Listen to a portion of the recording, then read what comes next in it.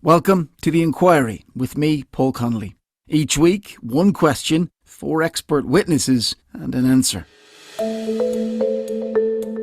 At 4 a.m. on the 19th of April 2017, Aaron Hernandez, a former American football player, was found dead, hanging from a bedsheet in his prison cell in Shirley, Massachusetts. He was just 27 years old and was serving a life sentence for the murder of his friend Odin Lloyd. His fall from grace was as dramatic as it was public, swaying from adored sporting hero to universally loathed murderer in just a few short years. 5 months after Aaron's death, however, his brain was examined. He was posthumously diagnosed with chronic traumatic encephalopathy, or CTE, a degenerative brain disease that can result from repeated head trauma. Trauma, such as concussion, that American football players are exposed to routinely. The medical examiners remarked that his was the most extreme case of CTE ever seen in a player so young, and that sufferers of the disease can have difficulty with impulse control, emotional volatility, and rage. The revelation sent shockwaves through the sport, but grave concerns around concussion aren't exclusive to American football. Increasingly, sports such as rugby, boxing, soccer, Australian rules, and many more are worried about the potential long-term harms. So, this week we're asking, how will the concussion issue affect the future of sport? Part 1. The elephant in the locker room.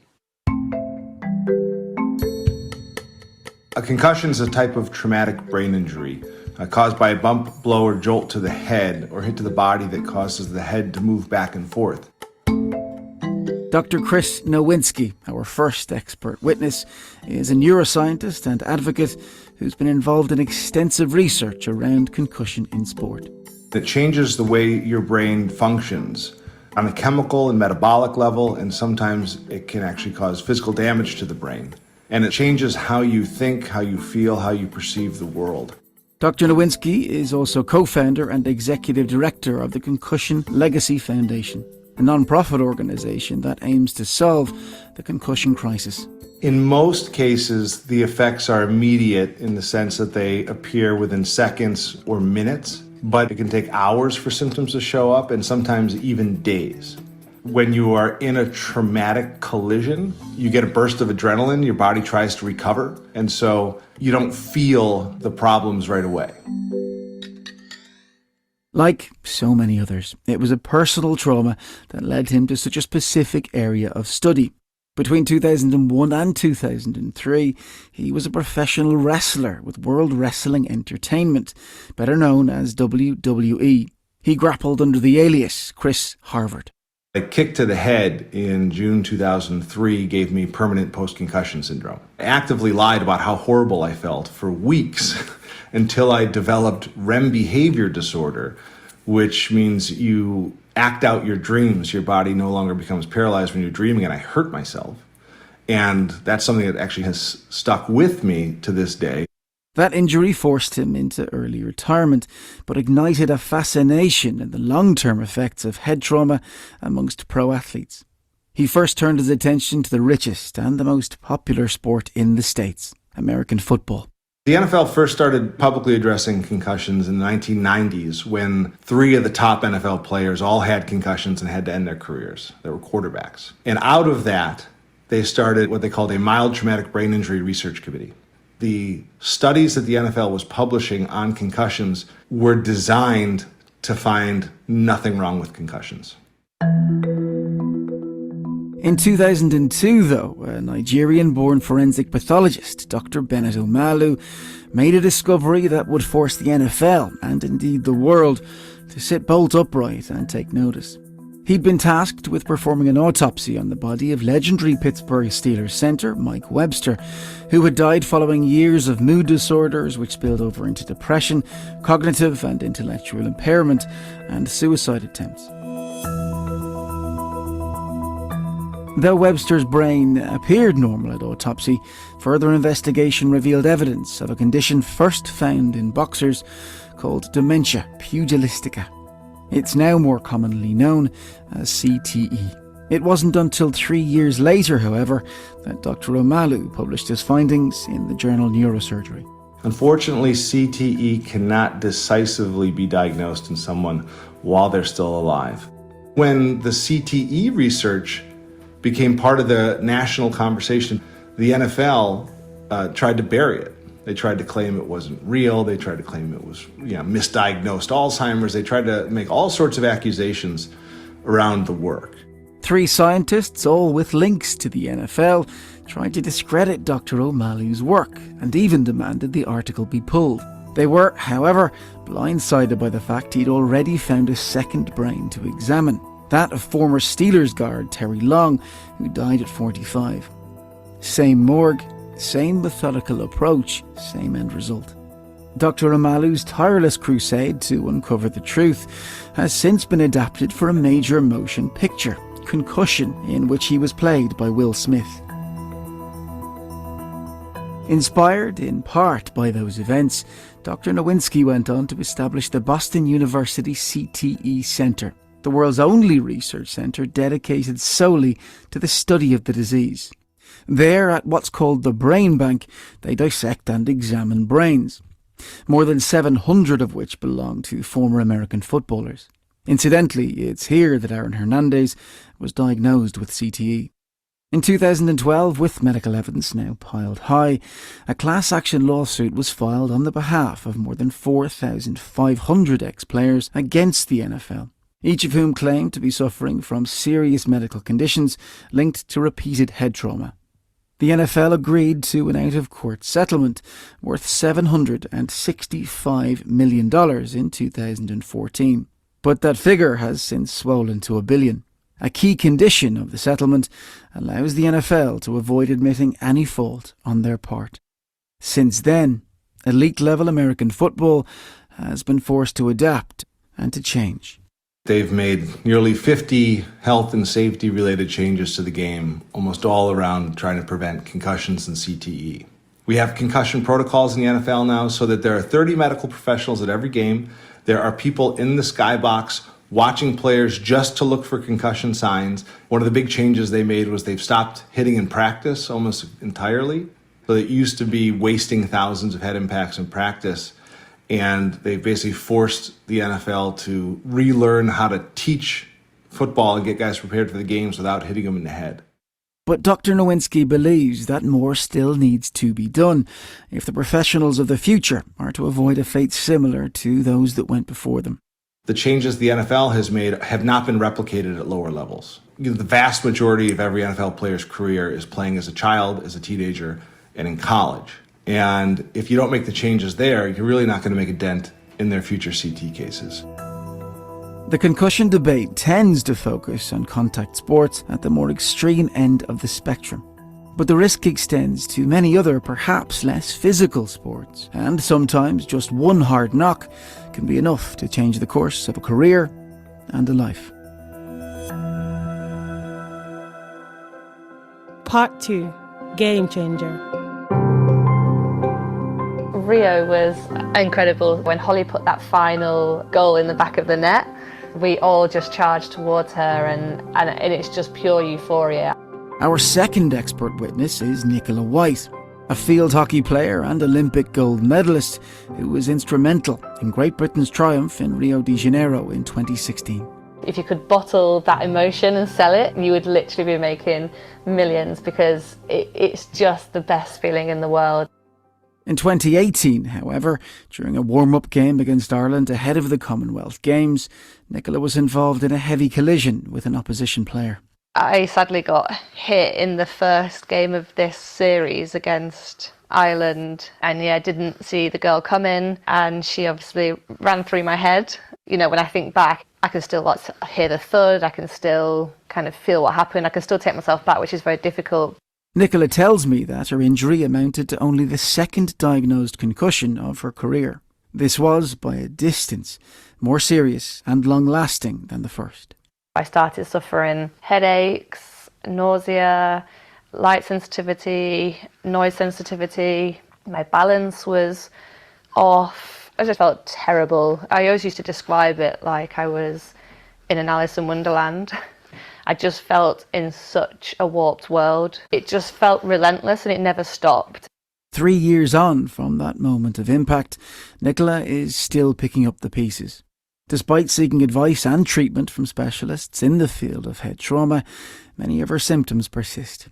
I did get eventually diagnosed with migraines with vertigo. It's basically post-concussive migraines, so chronic migraines, but they come from some form of head trauma, a head injury. That one moment changed so much in my life, from being this top-level athlete that has everything in their life that makes you happy and you have a purpose, and all of a sudden I'm not the same person that I was before the accident. Nicola made a short-lived return to the sport last year, but soon her symptoms flared and again her career was placed on an indefinite pause. Much to her disappointment, she has been removed from the Great Britain hockey programme. And now she faces that most difficult of decisions. I need to reassess what's important to me and how do I go forwards and how do I get something positive back in my life. I definitely am at a crossroads, I would say that for sure, I'm at a crossroads. But in terms of me competing and playing, I've very much still got a lot of issues around the accident and anxiety and mental health issues. Whether I can overcome them quickly enough to get back to a performance level at that level and my symptoms can tolerate playing, I'm not sure. This is the first time I've probably openly spoken about this because I find it really hard and emotional. It's not the impact of that moment, it's what happens after that. Whilst severe, long-lasting head injuries, such as Nicola's, are rare in hockey, she nonetheless believes there are lessons that should be learned, especially about a soldier-on regardless mentality present in most sport, and that, in a wider sense, it is at the dark heart of the concussion crisis. As an athlete, I think the culture that's ingrained in us, it's a bravery culture, isn't it? Although I knew I was hurt, I knew I was unwell, that's the culture you're brought up in, and that's from an early age in sport as well. That's not something from later in life. That's just a sporting culture, I think, that we're always told to go on, you've been knocked down, you can do it, you can get up, you can carry on, and we don't have to have this culture anymore where you're seen as weak. I think the one thing that needs to come out of this conversation is maybe a sporting culture change.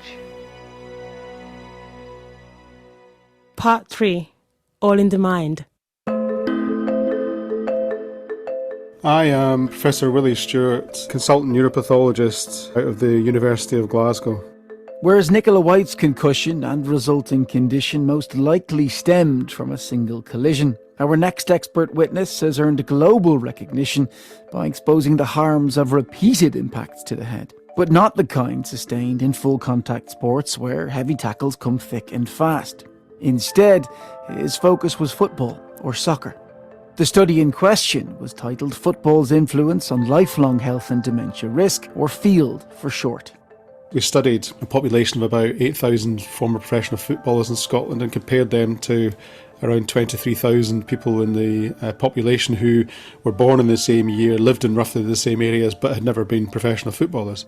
We could look at all causes of death, and sure enough we find that our footballers had lower cardiovascular disease, lower deaths from cancer, but actually a standout was that they had very much higher risk of death through dementias, 3.5 times higher. His search for the root cause was a process of elimination and of isolation. Comparatively, as a sport, soccer doesn't see many concussions. So what then is unique to this sport that is perhaps absent from others? In football, what they do routinely is there's this heading a ball, so that's repetitive head impact over and over and over again. That light bulb moment gave rise to further research alongside experts from Scotland's University of Stirling. We find that if I test your brain function now and then take you into a lab setting and have you head the ball 20 times and then test your brain function again immediately afterwards, I'll find that brain function has been impaired and we're actually seeing brain proteins floating around in the blood that shouldn't be there. This cumulative exposure to heading causing just tiny bits of disruption in function in brain architecture possibly is leading to long-term problems. Those tiny bits of disruption are now referred to as subconcussive head impacts. In the background, Dr. Stewart and his team have also started to examine the brains of ex-pros who have passed away, Nobby Stiles being among them. A former Manchester United and England defender and member of the World Cup winning team in 1966, he's regarded as one of the toughest players in the history of the game. He died from a combination of prostate cancer and advanced dementia. When you examined Nobby Stiles' brain, what was it that you saw? What did you discover? Footballers who've developed dementia, rugby players develop dementia of this particular type, this CTE, the brain may be shrunken a bit. It's only when we get it and process it through very sophisticated microscopy testing, we see that a protein has been deposited in the brain called tau protein, which is really distinctive and sets it apart from other dementias and other pathologies we might see with just growing older. So that pattern of deposition, this abnormal protein of tau, in Nobby's case was typical of what we see in CTE, which is something, as I say, we've only seen in people with a history of brain injury.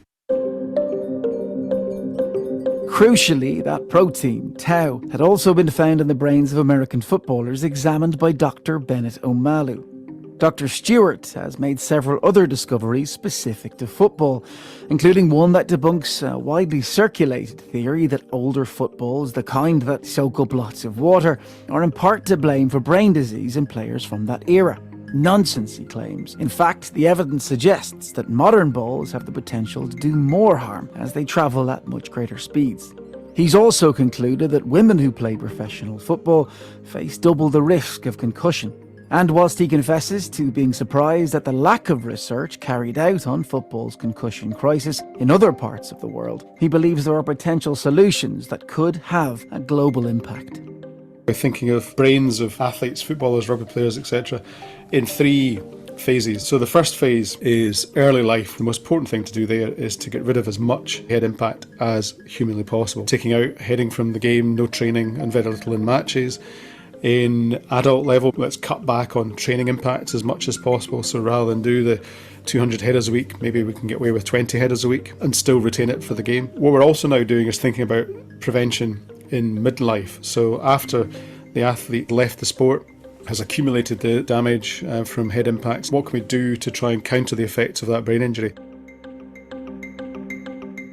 Football is sleepily rising to the many challenges presented by concussion and, in turn, degenerative brain disease. But in other sports, concussion is a much bigger and possibly existential concern. Part 4. TKO. Concussion actually is written into the laws of boxing in the sense that you have a 10 count. So if you get floored and you require 10 seconds to get up and get your senses together, there's a good chance that you're concussed. So the sport sort of includes it in the rules. Our fourth and final expert witness is Tris Dixon, a former amateur boxer turned journalist and author. His most recent book, Damage, the Untold Story of Brain Trauma in Boxing, delves into the sport's history books, revealing decades-old links to concussion and also to CTE. I was interested to see how fighters coped after the final bell. We'd heard stories about depression, we'd heard stories about suicide bids and people falling off the rails, and I started to read about the behaviour of football players in the US, and I started to think, geez, this is what's going on in boxing. He also joins the dots between repeated concussion, CTE, and acts of extreme violence. While it's not a comfortable subject to talk about in boxing, it has happened through the years. Carlos Monzon killed his partner, so did Edwin Valero, Del Fontaine and Billy Papka. They killed loved ones as well. The more I got into the weeds, the more I realised it was the same thing. And in fact, CTE, as it is known now, was originally punch drunk syndrome, which was first coined in a medical paper in 1928. That paper was written by American pathologist Dr. Harrison Martland and was in fact titled Punch Drunk. He proposed and then proved a connection to boxers who exhibited signs of neurological wear and tear after years of slugging it out in the ring. Almost 100 years on from Dr. Martland's discovery, another landmark study is taking place on US soil. It's called the Professional Fighters Brain Health Study and focuses on the cumulative effects of concussive and subconcussive injuries to the brain. Now in its 10th year, the physicians behind this study have reported a link between the number of fights endured by a boxer and neurological decline.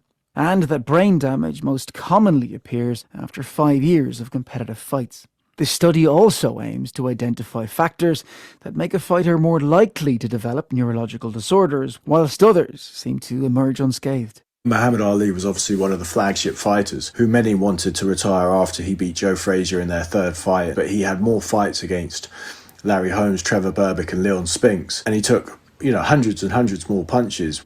When you look back through history and you see that Henry Armstrong, Sugar Ray Robinson, Muhammad Ali, Joe Louis all suffered with neurological problems as they got older.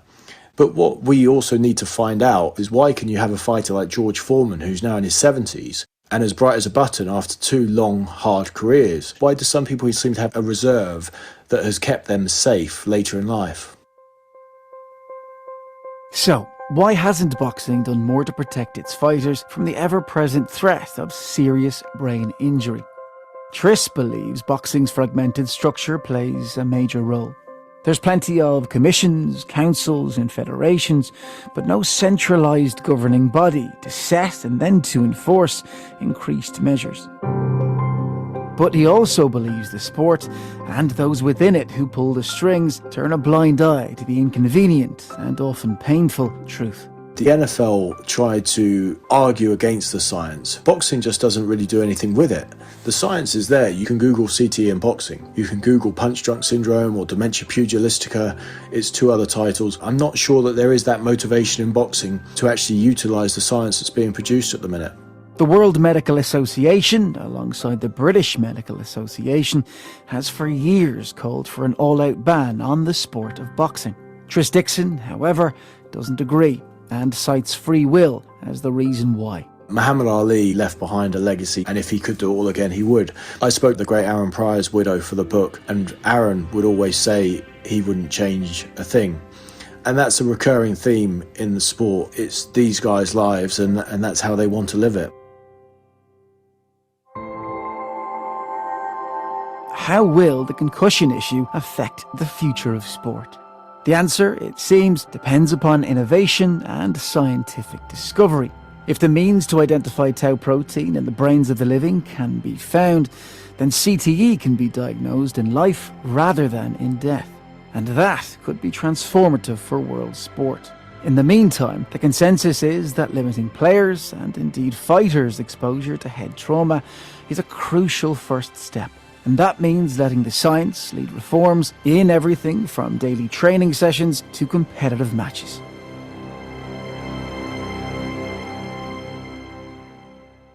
This episode of The Inquiry was presented by me, Paul Connolly. The producer was Stefania Okereke.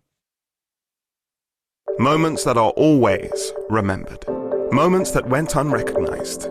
Moments that shaped the course of history. Adolf Kuhn was working as a mechanic when the Japanese attacked Pearl Harbor. Henrietta gave her life for medical science. It's one of the most heavily landmined areas in the world. Extraordinary moments in history, told by the people who were there. The journalists wrote outstanding stories. Witness History.